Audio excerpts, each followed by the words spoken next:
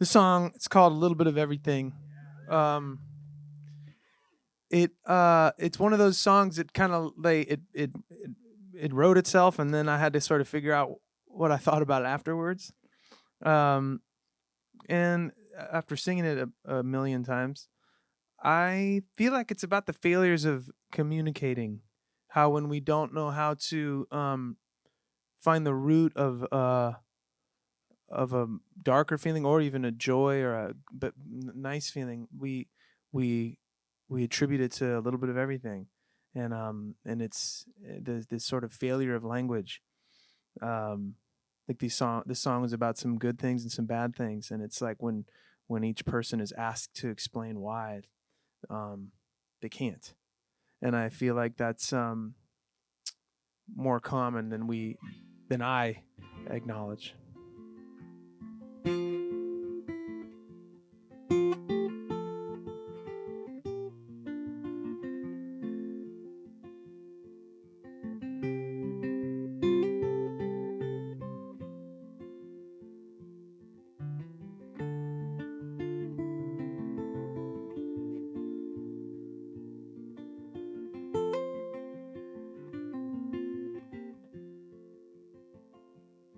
With his back against the San Francisco traffic, on the bridge's side that faces towards the jail, setting out to join a demographic. He hoists his first leg up over the rail. Then a phone call's made and police cars show up quickly, and the sergeant slams his passenger door. He says, "Hey kid, why don't you talk through this with me? Just tell me what you're doing it for." Well, it's a little bit of everything. It's the mountains, it's the fog, it's the news at 6 o'clock. It's the death of my first dog. It's the angels up above me. It's a song that they don't sing. It's a little bit of everything. There's an older man who stands in a buffet line. He is smiling and he's holding out his plate. And the further that he looks back into his timeline, that hard road always led him to today. He's making up for when his bright future just left him. He's making up for the fact that his only son is gone, and letting everything out once his server asks him, "Have you figured out yet what it is you want?" I think I'll have a little bit of everything, the biscuits and the beans, whatever helps me to forget about these things that brought me to my knees. So pile on those mashed potatoes, and how about an extra chicken wing? 'Cause I'll be having a little bit of everything.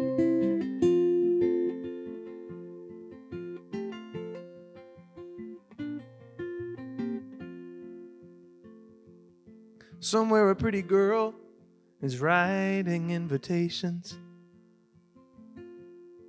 for a wedding that she has scheduled in the fall. Her man walks in and says, "Baby, can I just make one quick observation? You don't seem to be having any fun at all." She says, "Well, you could just worry about your groomsmen and your shirt size, and rest assured that this is making me feel good. I think that love is so much easier than we realize. If you can give yourself to someone, then you should. 'Cause it's a little bit of everything. The way you laugh, the way you ache. It's getting up way before you, so I could just watch you as you wake. So on that day in late September, it's not just some stupid little ring. I'll be getting a little bit of everything. It's a little bit of everything. It's the matador and the bull. It's the suggested daily dosage. It's the red moon when it's full.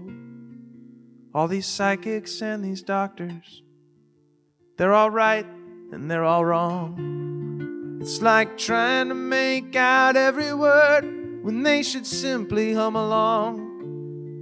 It's not some message written in the dark or some truth that no one's seen. It's just a little bit of everything.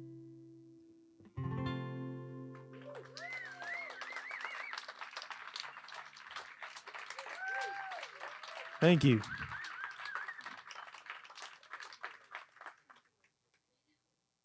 to say about this song? Wow, right? Well, first thing I'll say is those are my two kids over there, Bella and Dylan Rochlen. Hey. And they grew up on this song. You know, people often reflect, my kids grew up with the Beatles. I'm like, well, my kids have grown up with Dawes, and in particular, a little bit of everything. And your favorite line, Bella? Yeah, mashed potatoes. Mine too. Yeah, and I love chicken wings. But besides chicken wings and mashed potatoes, I mean, the depth of this song is like striking. I was at a talk. It was like a conversational hour with you or something. It was when this guy was opening for someone named Bob Dylan. Yeah, and somebody asked a great question. I thought someone asked, "Oh, Taylor, you opened for Bob Dylan. That's like a big deal. So tell us about your interactions or how that went and something like that." Yeah. Is that true? Is that an accurate? He said, "That's a great song."